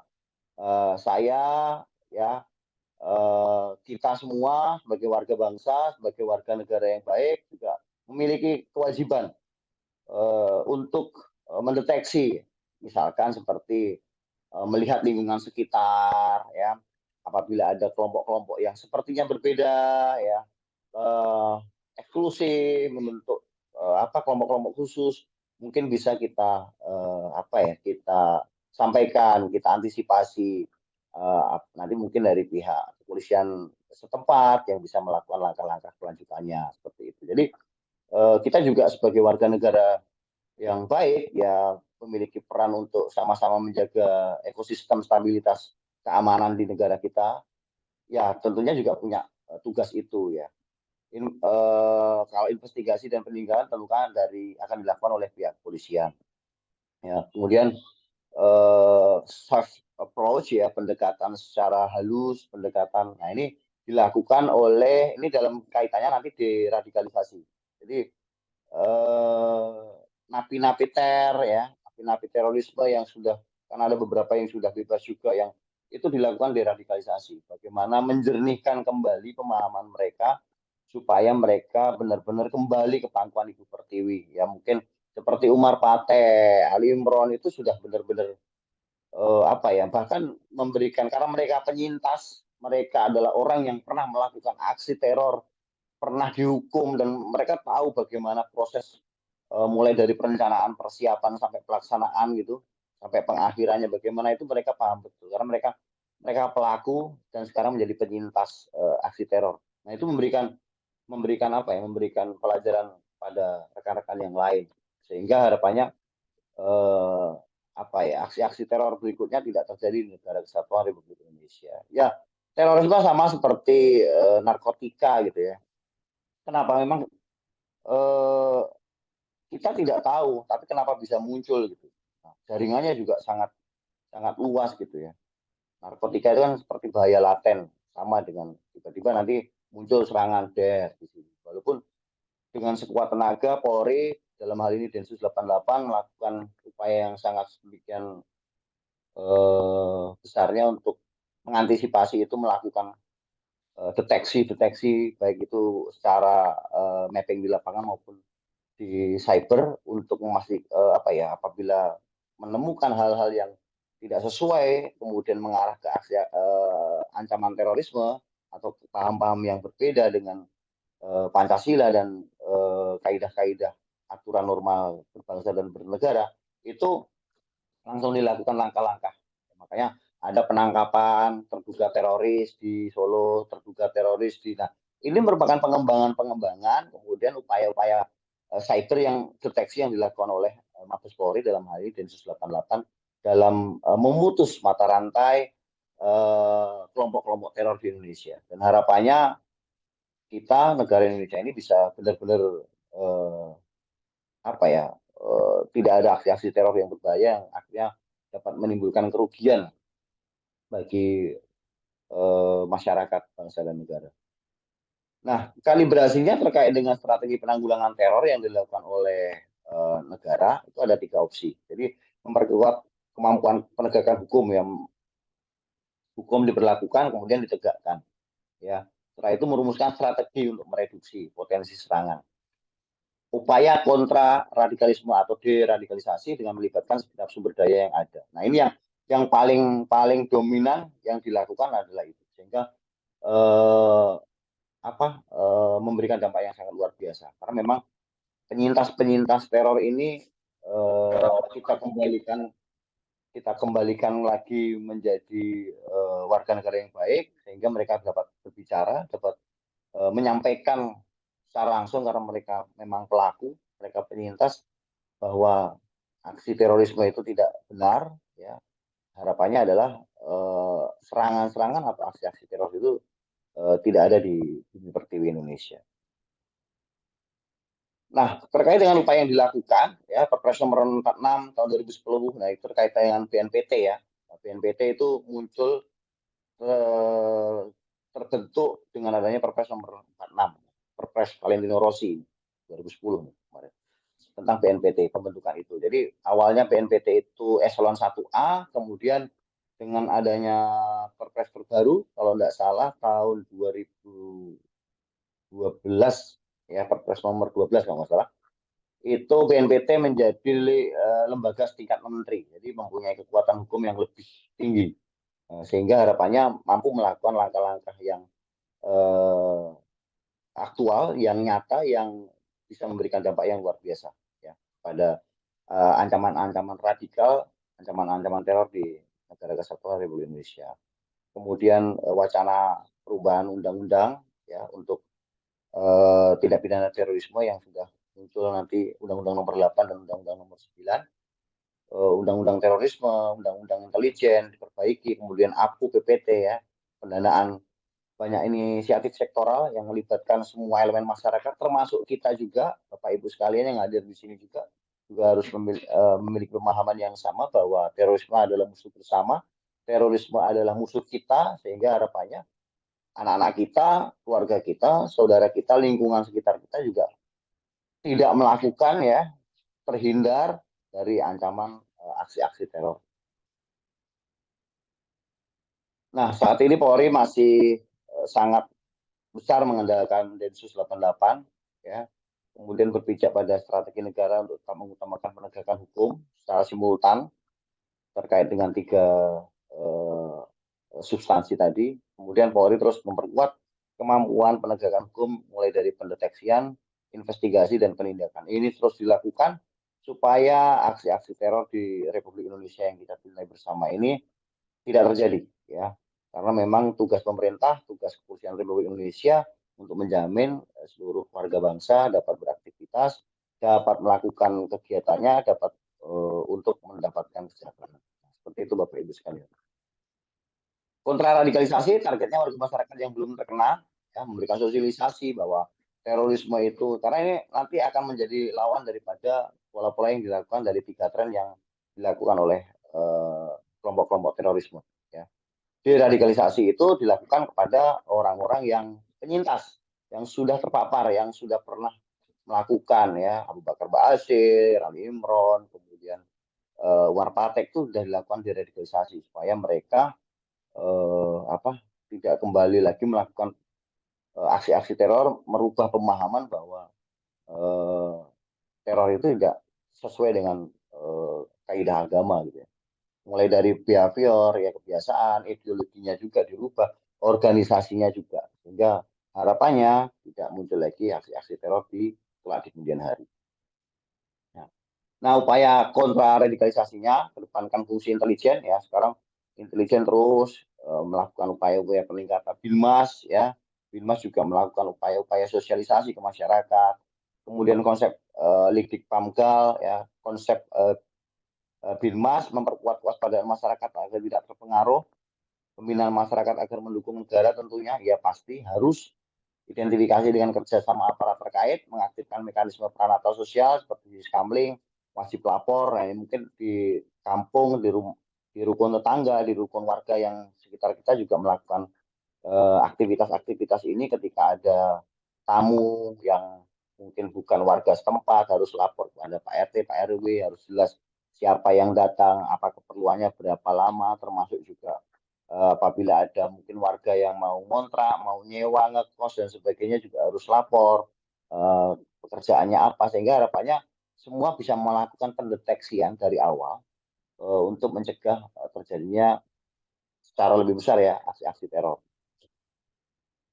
Membangun kerjasama secara erat pada tokoh-tokoh agama, ya, ulama, kementerian agama, secara instansi, tokoh masyarakat, tokoh pemuda. Nah, untuk deradikalisasi, mengidentifikasi, kemudian mengkonsultasi tokoh-tokoh ulama gerakan terorisme, Abu Bakar Ba'asyir, ya, agar mereka kembali ke pangkuan Ibu Pertiwi. Kan kemarin mungkin ada beberapa NII ya di seputaran Indramayu, ya, NII KW 9. Intelijen melakukan negosiasi untuk melemahkan jaringan, ya, menginventarisir individu-individu yang terpapar paham radikal, bekerja sama dengan instansi terkait untuk pemulihan narapidana teroris, mengawasi dan menggalang keluarga napiter, ya, mengawasi dan menggalang ex napiter yang telah bebas dan kembali ke masyarakat. Ini selalu dipantau, diawasi supaya mereka menjadi agen-agen pemerintah, malah agen-agen negara untuk membantu memberikan pemahaman kepada masyarakat yang lebih luas untuk terhindar dari pemahaman-pemahaman yang radikal, pemahaman-pemahaman yang salah, sehingga akan menimbulkan ancaman terhadap munculnya aksi teror.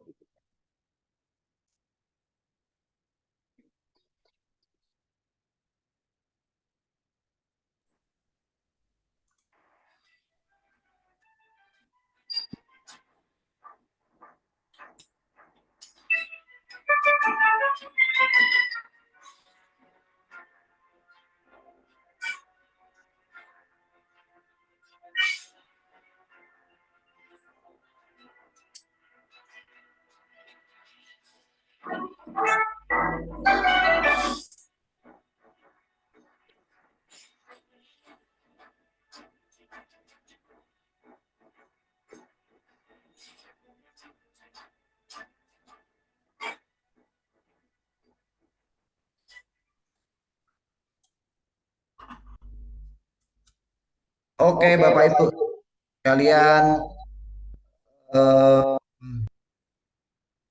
demikian yang dapat saya sampaikan terkait anti terorisme. Ya, semoga apa yang saya sampaikan memberikan sedikit pemahaman tentang terorisme, dan harapan saya kita semua, Bapak Ibu semuanya, menjadi agen-agen pemerintah, agen-agen negara apabila ada di lingkungan sekitar kita yang ada kegiatan-kegiatan yang nyeleneh, yang berbeda, yang mungkin bisa dikomunikasikan dengan perangkat setempat untuk dilakukan pendeteksian dari awal, sehingga harapannya kita semua bisa terhindar dari aksi-aksi teror yang bermula dari ketidakpedulian kita. Kayak kuncinya adalah peduli. Demikian Bapak Ibu sekalian, paparan materi dari saya. Mungkin 1 atau 2 pertanyaan, karena sudah jam 10, di Indonesia Timur sudah jam 12. Izin, Pak. Baik, izin bertanya. Izin Komandan. Oh, duluan. Izin. Coba resen dulu, siapa nih? Pak Rian, izin bertanya. Yang nanya boleh buka open cam, Pak, biar kelihatan. Siap. Ya. Bisa minta geser slide terakhir, Bapak. Gitu, Pak. Slide terakhir, Bapak. Slide terakhir sebelum ini.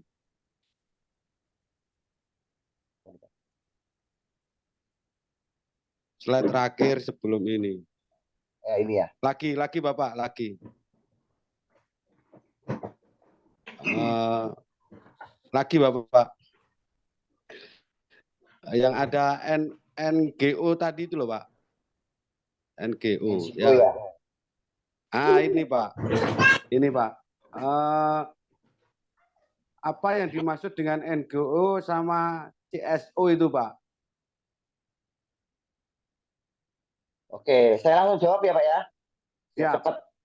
Jadi NGO itu lembaga kalau NGO itu dari luar, Pak. Ya, non government organization. Jadi organisasi non pemerintah, LSM, ya, lembaga-lembaga yang memang dibentuk, kan banyak tuh Pak, LSM, baik itu yang dari nasional maupun dari internasional juga ada. Jadi lembaga non pemerintah, lembaga swadaya masyarakat mungkin, atau lembaga yang memang pembiayaannya dari salah satu badan, mungkin ada funding seperti itu. Jadi melakukan upaya seperti Bapak pernah mungkin UNHCR, atau kalau lembaga-lembaga dari PBB ya, kalau di Indonesia masih banyak LSM yang bergerak di bidang itu, mungkin kayak Gempar, BNN, Granat, ya, terus apa lagi, banyak ya, banyak sekali. Nah, ini yang dimaksudkan supaya mereka juga bergerak bersama mengkampanyekan terhadap melawan aksi-aksi teror. Demikian, Pak. Terjerat di sini. Ya, terima kasih Pak Rian atas jawabannya. Baik, sangat baik, membantu. Terima kasih, Bapak. Siap. Terima kasih, Bapak. Ya. Satu lagi ya, pergi. Sini, Pak. Izin. Di rumah tidak. Izin Pak Rian. Izin Pak Rian. Ya, Dengan Sutrisno Pak Rian, izin bertanya. boleh Pak, monggo. Siap. Selamat malam, semoga sehat walafiat selalu. Pak Rian izin bertanya, saya sering mendengar kata-kata silent operation ya, silent operation ya. Silent operation itu ada dua sisi, silent operation yang pemberantas terorisme, sama silent operation si terorisme itu sendiri. Hubungan kedua itu gimana supaya tidak terjadi ya? Artinya sama-sama di pihak terorisme punya silent operation, di pihak pemberantas terorisme itu punya silent operation. Terima kasih. Ya, baik Pak. Ini seru nih Pak. Kalau bahas ini nanti kita bisa sampai jam 2 pagi nih Pak. Tapi Mbak Bapak, tentunya setiap organisasi, kalau Bapak, ini kan ada anti teror Pak. Ya, anti teror. Terorisme pasti melakukan upaya-upaya propaganda. Sama kalau mungkin Bapak di istilah intelijen, ada kontra intelijen. Kalau mungkin Bapak pernah tahu ada dulu waktu perang Timur namanya gerilya. Nah, ada nanti lawan gerilya. Sama ketika ada intelijen maka akan ada operasi kontra intelijen. Karena pada dasarnya kita sama-sama sedang melakukan aksi yang sama. Teroris pengen melakukan aksi, dia melakukan upaya propaganda dan rekrutmen serta mencari rekrutan baru atau menebar pemahaman-pemahaman baru mulai selebaran. Nah, pemerintah juga akan melakukan yang sama melalui kepolisian ya, instansi-instansi, kemudian melewat NGO tadi, LSM, pemahaman-pemahaman pemerintah yang lain mungkin dari pemerintah, mulai dari struktur mungkin di Kesbangpol ya, terus pemerintah kabupaten kota sampai ke bawah ke RT RW memberikan. Nah, itu operasi Pak, upaya-upaya. Jadi selalu akan nge-cross. Di sini melakukan aksi, yang di sini juga akan melakukan aksi. Seperti itu. Jadi pemahamannya bahwa masing-masing sedang melakukan upaya. Yang satu melakukan upaya sama. Mungkin kalau kita zaman dulu waktu masih SD, main apa tuh Pak ya? Kucing-kucingan itu kan, pakai bikin lingkaran, pegangan tangan gitu. Yang satu lagi jadi kucingnya mau nangkep tikus ya, tikusnya di dalam, kucingnya di luar. Gimana caranya biar tidak masuk? Ya sama. Yang satu sisi melakukan upaya supaya tidak ketangkep, yang satu sisi melakukan upaya gimana ini ketangkep. Ya sama juga. Ini melakukan upaya untuk melakukan pengintaian, pengamatan, penggambaran, makbar. Yang ini juga supaya saya tidak digambar, tidak diawasi, tidak digambar, apa yang harus saya lakukan. Seperti itu. Pasti akan nge-cross dia Pak. Akan selalu ketemu seperti itu. Karena kalau tidak seperti itu jadinya karena ada garis yang ditabrak. Aksi terorisme akan melakukan upaya-upaya menakuti, membuat karena mereka akan memunculkan eksistensi kelompoknya, maka mengintimidasi, melakukan aksi-aksi. Nah, pemerintah juga akan melindungi warga bangsanya dengan apa? Dengan aksi-aksi tadi itu, mengajak, menggandeng tokoh agama, masyarakat, ulama, tokoh pemuda, NGO dan sebagainya. Semua elemen diajak supaya, nah, kelompok-kelompok yang sudah terpapar radikal dilakukan deradikalisasi supaya mereka juga ikut membantu pemerintah. BNPT melakukan upaya-upaya yang secara masif, secara struktural ya, terus menerus, continue ya. Nah, itu fungsinya supaya pemahaman-pemahaman itu tidak merasuki dan atau yang sudah terpapar segera sadar bahwa hal itu salah. Nah, seperti itu Pak Sutrisno pemahamannya. Jawabannya mungkin. Terima kasih atas pencerahannya. Selamat malam.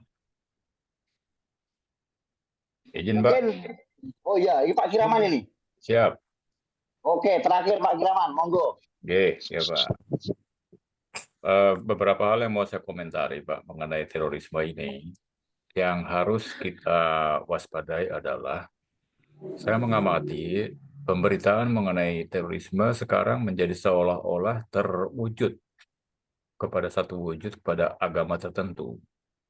Padahal kalau kita jujur melihat praktek-praktek terorisme di lapangan seluruh dunia, bukan hanya dari kalangan pelaku yang mengatasnamakan agama Islam yang melakukan teror. Di Jepang pun juga ada kelompok Aum Shinrikyo yang menggunakan gas sarin, kok tidak dipelototi berdasarkan agama si Aum Shinrikyo itu gitu loh Pak. Kenapa harus satu agama yang selalu dipojokkan? Ini yang kali jadi pertanyaan saya, sehingga menimbulkan pertanyaan berikutnya. Karena apa? Setiap aksi teror saya mengambil sejarah ya, dari mulai tahun 50-an sampai hari ini. Mohon maaf pokoknya saya keliru.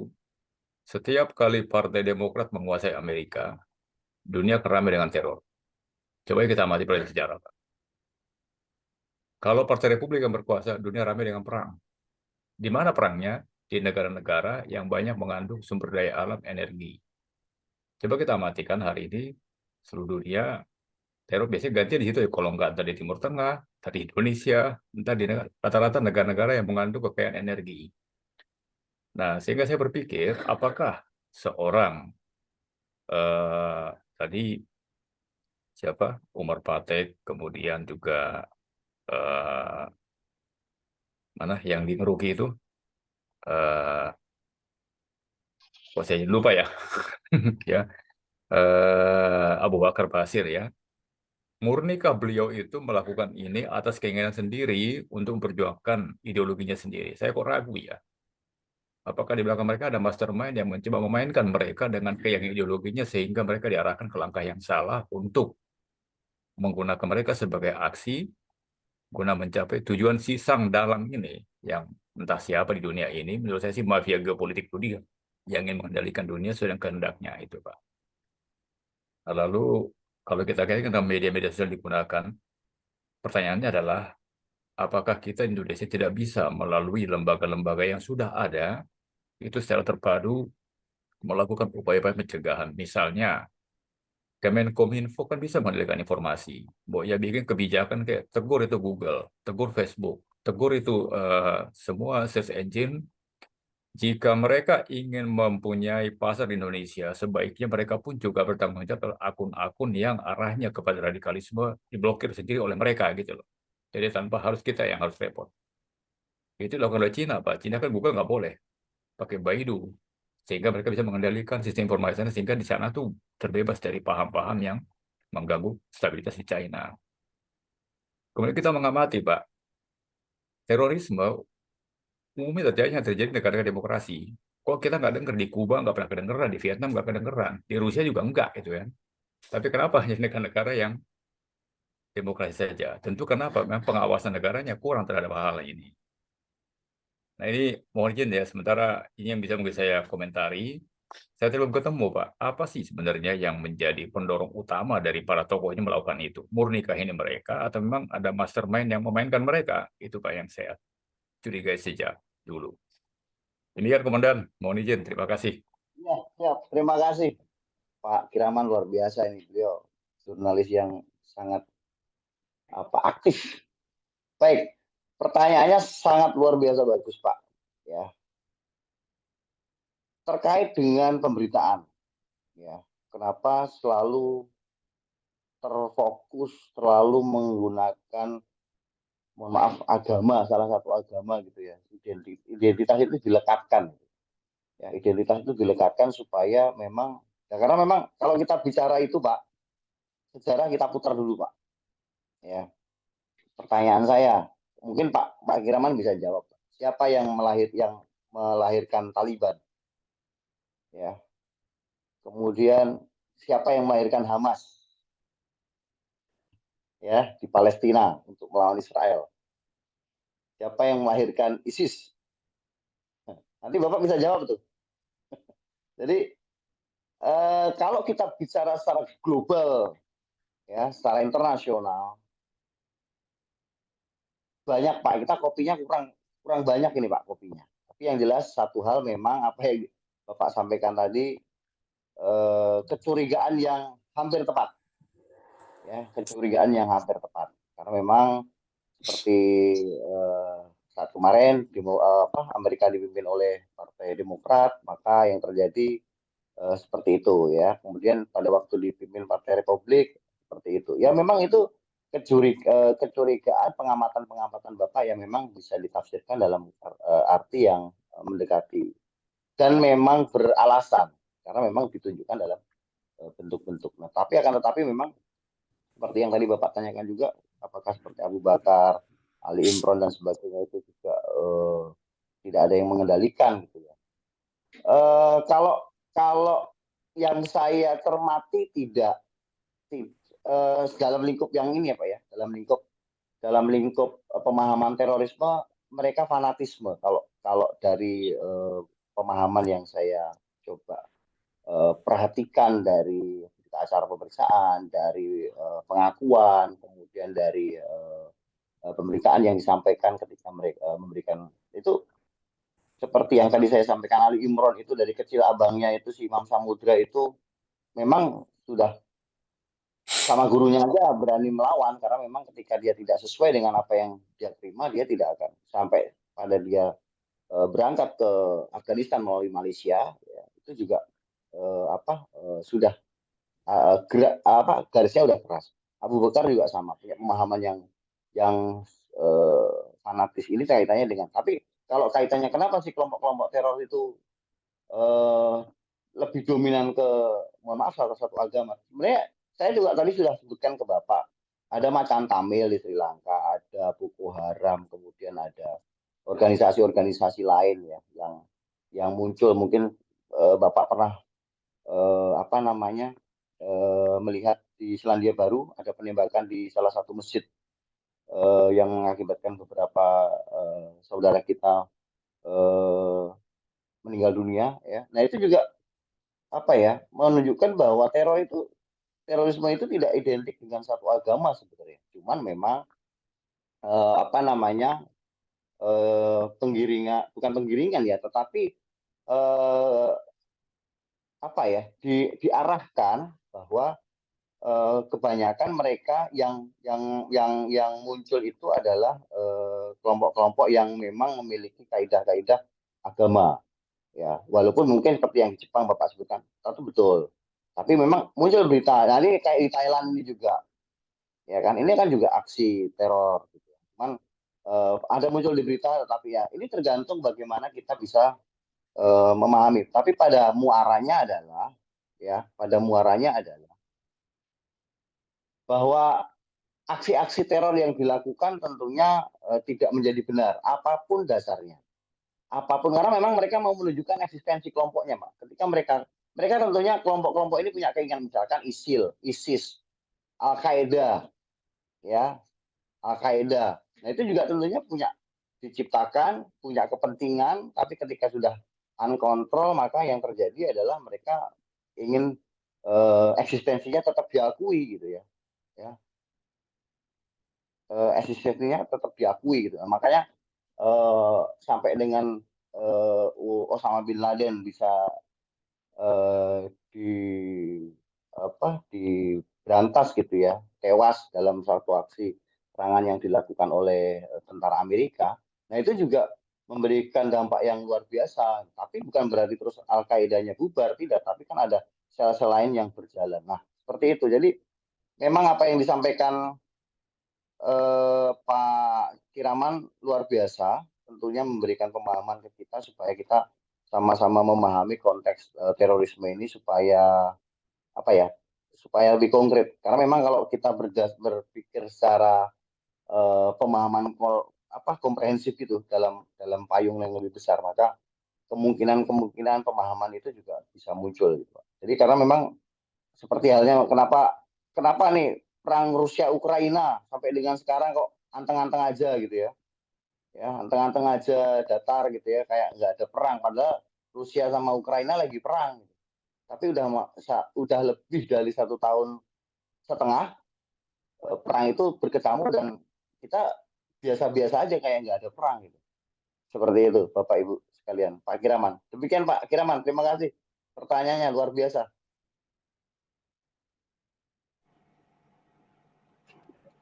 Oke, baik Pak. Oke, sebelum saya kembalikan ke Mas Lutfan, saya tutup pantun lagi. Benih padi ditanam senja, sukacita petani penuh ceria. Terima kasih dan sampai jumpa lain kesempatan kita ngopi bersama. Jalan-jalan ke tengah kota, mampir sebentar ke Cililitan. Wassalamualaikum. Penutup kata, salah kata mohon dimaafkan. Saya akhiri training kita pada malam hari ini. Terima kasih atas perhatiannya. Sampai ketemu di lain kesempatan. Wabillahi taufik wal hidayah. Wassalamualaikum warahmatullahi wabarakatuh. Salam, santi, santi, santi, Om. Om Swastiastu, Namo Buddhaya. Salam.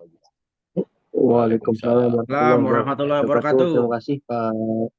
Masih Warahmatullahi Terima kasih wabarakatuh. Pak Benar, Rian terima atas Terima kasih, Pak. waktunya yang sudah diberikan. Baik, Bapak dan Ibu, sebelum kita tutup kegiatan kita pada malam hari ini, mari kita sama-sama untuk menyalakan kamera untuk lakukan sesi foto bersama sebagai dokumentasi kita di malam hari ini. Karena kita sudah terlalu jauh ya Bapak Ibu, mohon maaf sebelumnya untuk teman-teman yang di wilayah timur. Kalau tidak saya stop mungkin akan berlarut-larut Pak. Memang materinya sangat luar biasa dan juga bahasanya cukup penting, namun kita juga memiliki keterbatasan waktu dan juga menghargai teman-teman kita yang ingin beristirahat karena besok masih hari bekerja. Mari kita untuk sama-sama melakukan sesi foto bersama Bapak dan Ibu untuk dokumen kita di malam hari ini. Saya akan mulai di slide yang pertama. 1, 2, 3. Oke, kita masuk slide yang kedua. 1, 2, 3. Baik, slide yang ketiga. 1, 2, 3. Oke, slide yang keempat. 1, 2, 3. Baik, lagi slide yang kelima. 2, 3. Slide yang keenam. Oke. 7.